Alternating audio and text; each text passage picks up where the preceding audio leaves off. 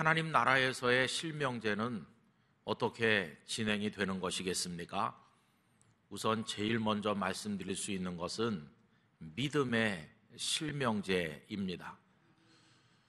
대학에 가니까 좀 민망한 표현이긴 하지만 묻어간다는 말을 하는 것을 들어보게 되었습니다. 인절미 잘라서 콩고물에다 굴리면 고물이 인절미에 달라붙어 묻어가는 거 아닙니까? 어느 고등학교에 실력이 탁월한 스타 선수가 있는데 대학에서 그 선수를 스카웃하기를 원합니다. 그러면 고등학교에서 조건을 내걸기를 그 선수를 데려가기 원한다면 다른 선수를 몇 사람 더 데려가시오 이렇게 합니다. 대학의 입장에서는 그 다른 선수들은 별로 전력에 보탬이 안 되지만 그 특출한 선수 한 사람을 뽑기 위해서 나머지 선수들을 한꺼번에 데려가게 됩니다. 그 나머지 선수들이 묻어가는 사람들이죠. 대학에 같이 입학을 해요. 그런데 대학에 입학한 이후에 각고의 노력을 통해서 실력을 쌓지 않으면 자칫 졸업하는 그날까지 벤치에서 머물다가 끝날 수도 있습니다. 졸업장을 받기는 하겠지만 묻어가서 받는 부끄러운 졸업장이 된다는 겁니다. 그래도 이 세상에는 그렇게 특별한 경우에 묻어가는 수도 간혹 있습니다만은 여러분, 주님의 나라에는 묻어갈 수 없습니다. 잘 믿는 사람 곁에서 흉내 낸다고 도매금으로 한꺼번에 들어가는 수는 없습니다. 예수님께서 말씀하시기를 마태복음 24장 40절 41절에서 이렇게 말씀하셨죠. 그때 두 사람이 밭에 있음에 한 사람은 데려가고 한 사람은 버려둠을 당할 것이요 두 여자가 맷돌질을 하고 있음에 한 사람은 데려가고 한 사람은 버려둠을 당할 것이라. 여러분, 똑같이 맷돌질하고 똑같이 해요. 그런데 한 사람은 데려가시고 한 사람은 버려둔다는 겁니다. 여러분, 여기 버려둔다는 말의 뜻이 무엇일까요? 단순히 남는다는 뜻이 아니라 멸망한다는 뜻입니다. 그러니까 데려가시는 그 대상이 되지 못하고 버려지는 대상이 되면 이건 치명적입니다. 영락교회 성도들 중에 단 한 분도 버려지는 이가 있어서는 안 될 것입니다. 똑같이 맷돌 돌리고 똑같이 하지만 주님께서는 이 사람은 이 사람대로 저 사람은 저 사람대로 따로 평가하신다는 사실을 우리들에게 알려주는 것입니다. 여러분, 오늘 본문 말씀도 그러합니다. 부활하신 예수님께서 안식 후 첫날 저녁 시간에 예루살렘에서 제자들에게 나타나셔서 당신께서 부활하신 것을 보여주셨습니다. 그런데 거기에는 10명만 있었습니다. 도마는 그 자리에 있지 않았기 때문에 예수님을 뵙지 못했습니다. 나중에 도마가 뒤늦게 도착했을 때 10명의 제자들이 말하기를 예수님께서 부활하셨고 여기 다녀가셨고 우리가 주님을 봤다고 그렇게 말했습니다. 그러나 도마는 믿지 않았습니다. 오늘 말씀 가운데서 25절 보시면 다른 제자들이 그에게 이르되 우리가 주를 보았노라 하니 도마가 이르되 내가 그의 손에 못자국을 보며 내 손가락을 그 못자국에 넣으며 내 손을 그 옆구리에 넣어보지 않고는 믿지 아니하겠노라 하니라. 여러분, 11명 중에서 한 명이 안 믿는 거죠. 10명은 믿고 한 명이 안 믿어요. 그러면 상당히 우수하다고 볼 수 있지 않나요? 이 공동체가. 어떤 교회에 교인이 1100명 있다고 합시다. 그런데 1000명은 주님의 부활을 확실히 믿고 100명은 안 믿는 택이죠. 이 비율로 따지면. 요즘에 교회는 다니지만 예수님께서 부활하셨는지 난 잘 모르겠어, 이런 사람이 많은 이 세상에서 그래도 90% 이상이 예수님의 부활을 믿는다면 예수님께서 야, 그 교회 상당히 수준이 높구나. 여러분 그렇게 말씀하실까요? 예수님의 반응은 어떻습니까? 예수님께서는 11명 중에서 겨우 한 명이 안 믿는 거니까 아주 훌륭하다. 자, 11명 다 됐어. 이러셨나요? 그게 아니라는 것이에요. 예수님께서는 한 사람 한 사람 한 사람이 믿음의 사람이 되기를 원하시고, 한 사람이라도 믿음이 없는 것을 안타까워 하셨다는 겁니다. 그래서 여드레가 지난 다음에 예수님께서 도마도 같이 있을 때 또다시 나타나셔서 당신을 보여주셨죠. 그러면서 하신 말씀, 여러분 오늘 본문 27절을 우리 다 같이 읽어보도록 하겠습니다. 도마에게 이르시되 네 손가락을 이리 내밀어 내 손을 보고 네 손을 내밀어 내 옆구리에 넣어보라. 그리하여 믿음 없는 자가 되지 말고 믿는 자가 되라. 아멘. 믿음 없는 자가 되지 말고 믿는 자가 되라고 도마 개인에게 하시는 말씀이죠. 여러분 이 말씀 속에 도마에 대한 사랑, 도마를 향한 간절함, 안타까움, 그게 묻어나질 않습니까? 도마야, 내가 내 제자라고 그거 가지고 되는 게 아니다. 내가 11명 중에 소속돼 있으니까 다른 10명이 믿으니까 너는 그저 묻어갈 수 있는 거 그거 아니다. 네가 믿어야 되는 거다. 그러니 믿음 없는 자가 되지 말고 믿는 자가 돼야 된다. 이게 도마를 향한 말씀이죠. 여러분 이게 믿음 실명제죠. 저는 믿음 없는 자가 되지 말고 믿는 자가 되라는 예수님의 이 신신당부하시는 말씀이 우리 영락교회 성도들에게 들려주시는 말씀이라고 믿습니다. 여러분 우리 영락교회 성도들도 다 믿음 없는 자가 되면 안 되고 모두가 믿는 성도가 되시기를 바랍니다. 여러분 예수님을 구주로 믿어야 됩니다.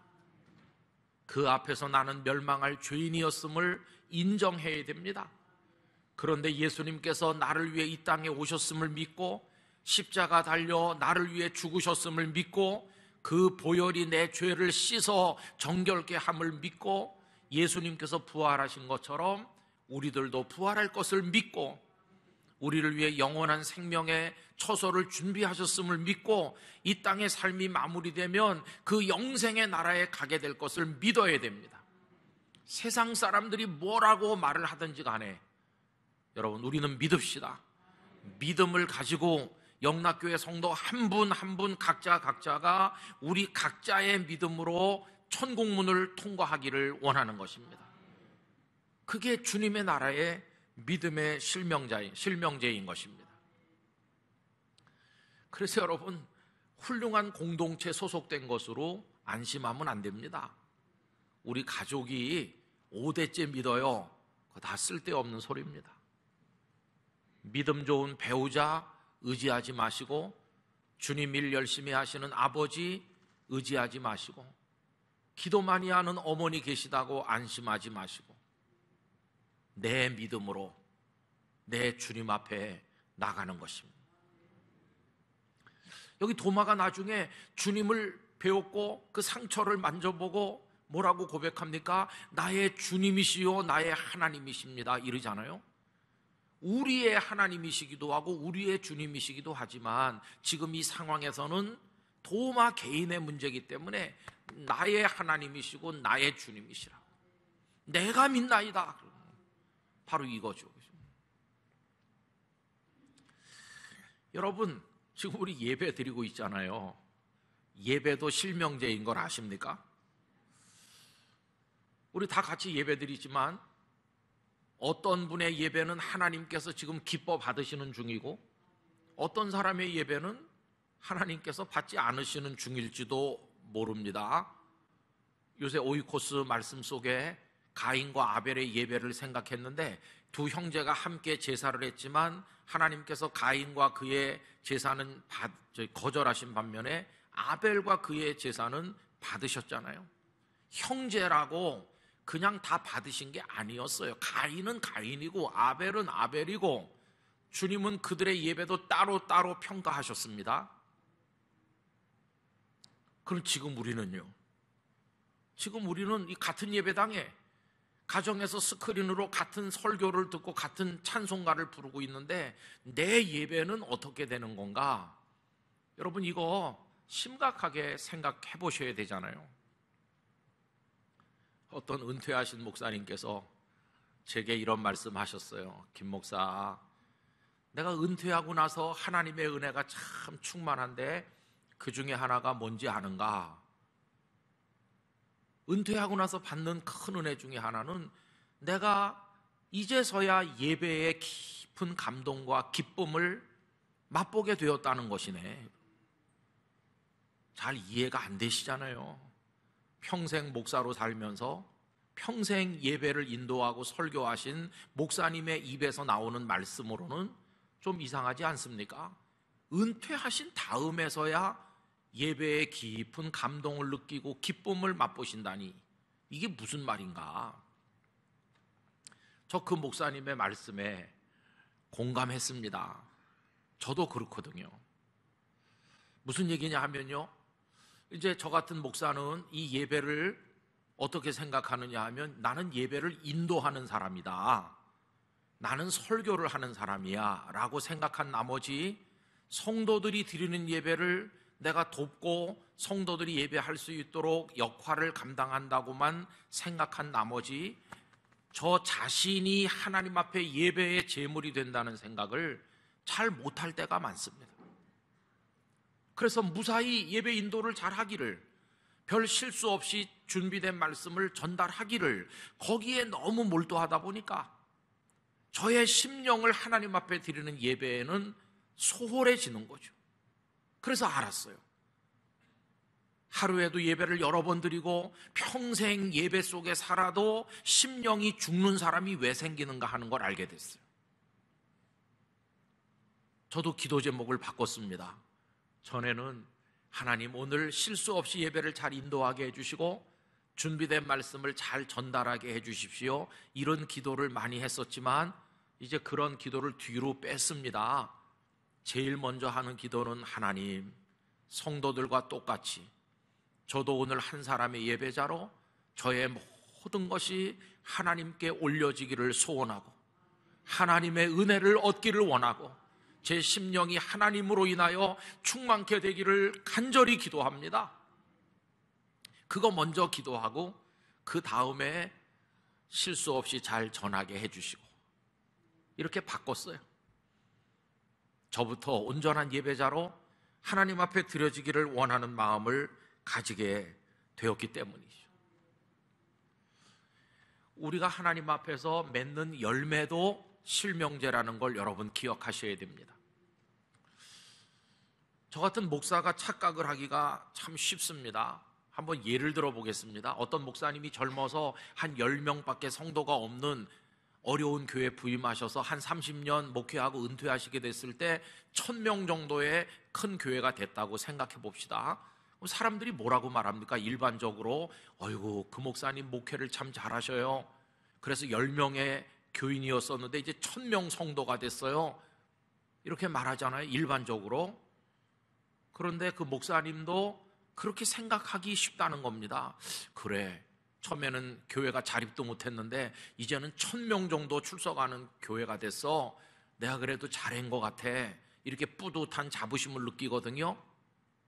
근데 그게 착각인 것이죠. 무서운 착각이죠.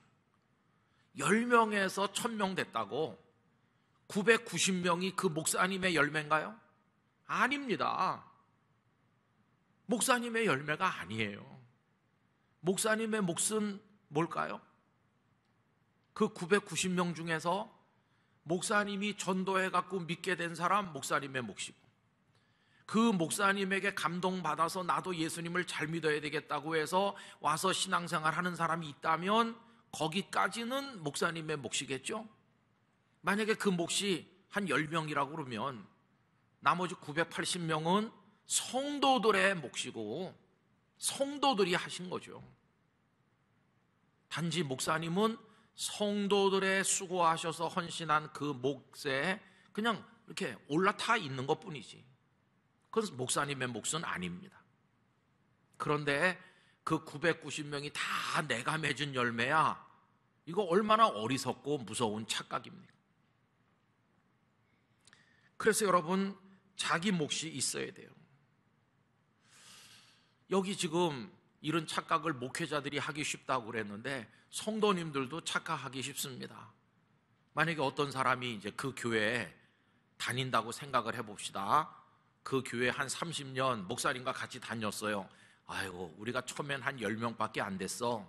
그런데 한 30년 지나는 동안에 와, 교회가 이렇게 발전했어, 성장했어, 우리 정말 열심히 했지, 이러면서 뿌듯함을 느끼는 어떤 성도가 있을 때 그분도 그 990명이 마치 자신의 수고한 결과인 줄로 착각하는 겁니다. 냉정하게 생각해 보면 그 990명 중에서 당신이 눈물로 기도하고 복음을 전도해서 믿게 된 사람이 몇 명 있는지 따져봐야 되는 거죠. 만약에 한 명도 없다면 그 몫은 제로입니다. 단지 성장하는 교회에 소속돼 있었으니까 자신도 뭘 한 것처럼 착각하는 거지, 냉정하신 주님은 너는 제로다 이렇게 하실 거예요. 그런 착각에서 깨어나야 됩니다. 저는 요즘에 조금 기도 제목이 걱정스러운 제목이 있어요. 여러분, 요즘에 우리 교회도 새가족 등록하신 분들 이름이 나오잖아요. 근데 요 얼마 전에는 제가 이렇게 그 자료를 받아서 보니까 그 주간에 우리 교회 등록하신 분들 중에 딱 2명만 신입이에요. 안 믿다가 믿은 분이에요. 나머지 전원은 전입이었습니다. 전입은 다른 교회에서 믿다가 무슨 이유로 영락교회로 옮겨오신 분이세요.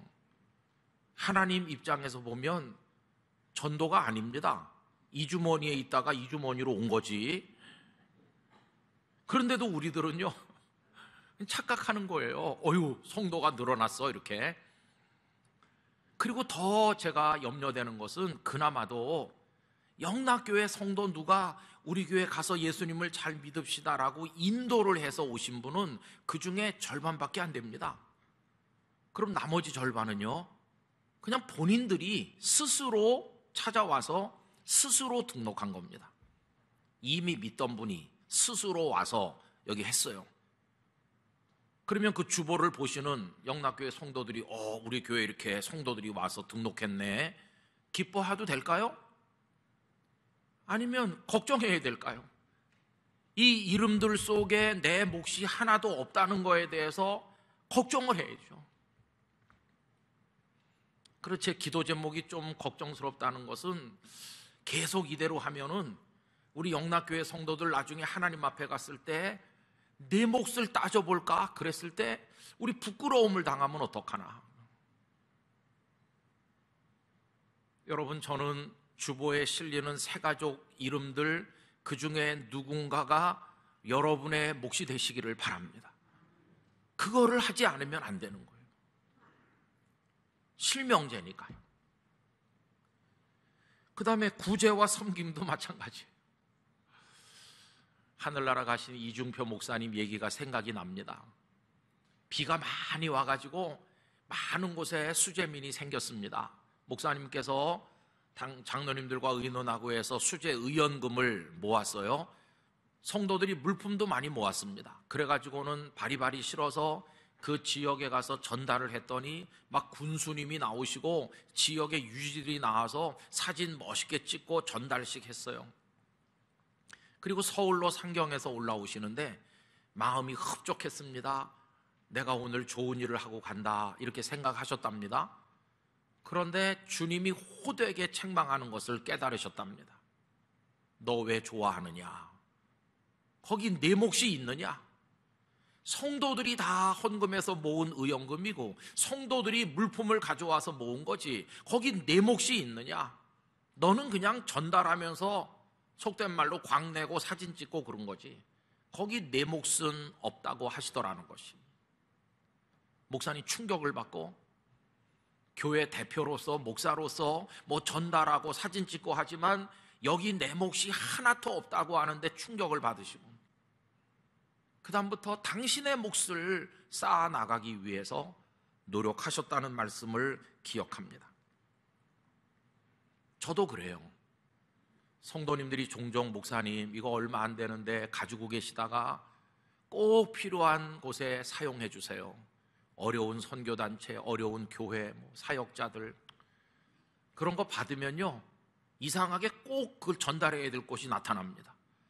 그런데 어떤 때는 그 주시는 분의 뜻에 따라서 이름을 밝힐 때도 있고 안 밝힐 때도 있고, 어떤 때는 교회 이름으로 전달할 때도 있고, 이렇게 제가 심부름을 하잖아요.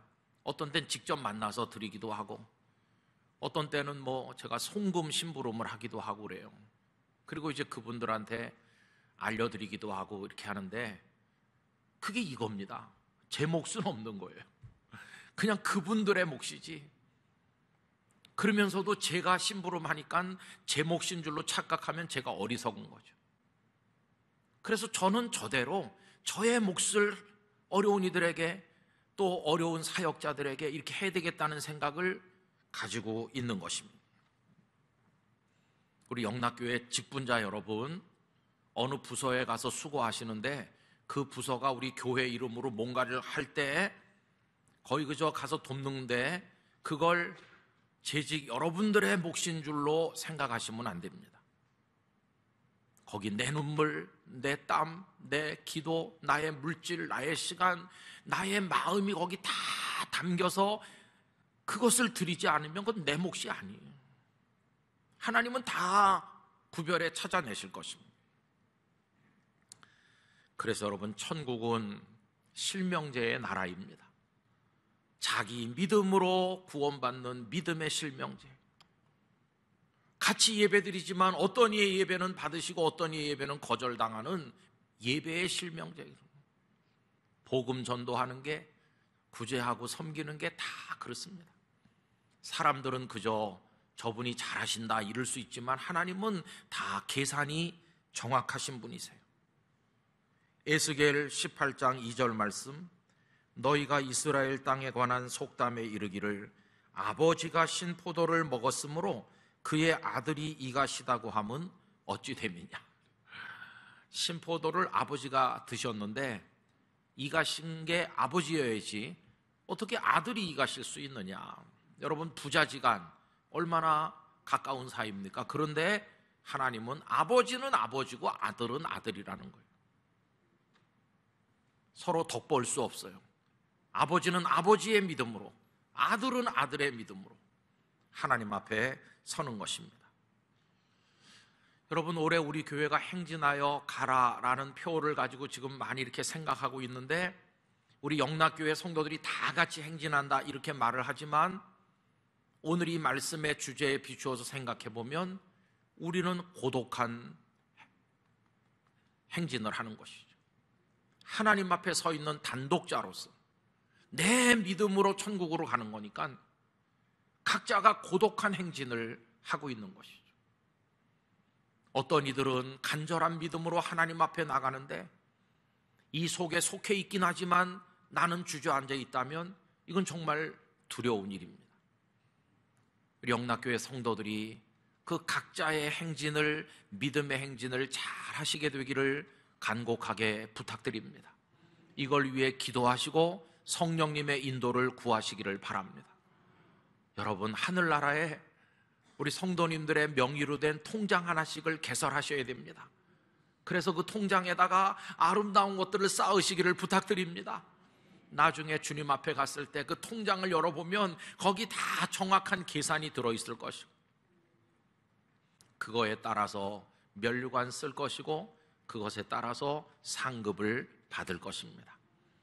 여러분, 그런 마음으로 오 주님, 당신 앞에서 제가 참 신자가 되기를 원합니다. 참 믿음을 가진 그리스도인이 되기를 원합니다. 저의 사랑으로 주님께 드리기를 원합니다. 이런 마음으로 더 진지한 신앙생활 하시게 되기를 부탁드리고 그 마음에 하나님께서 복 주셔서 훌륭한 믿음으로 우리 모두 천국문을 통과하고 거기서 면류관 쓰게 되기를 간절히 기원합니다. 기도하겠습니다. 오 거룩하신 아버지 하나님, 저희로 하여금 자신을 늘 돌아보게 하시며 주여 내가 믿나이다, 참 믿음으로 참 신자 되어 참 섬김으로 우리 주님 앞에 서게 하여 주시옵소서. 예수님의 이름으로 기도드리옵나이다. 아멘.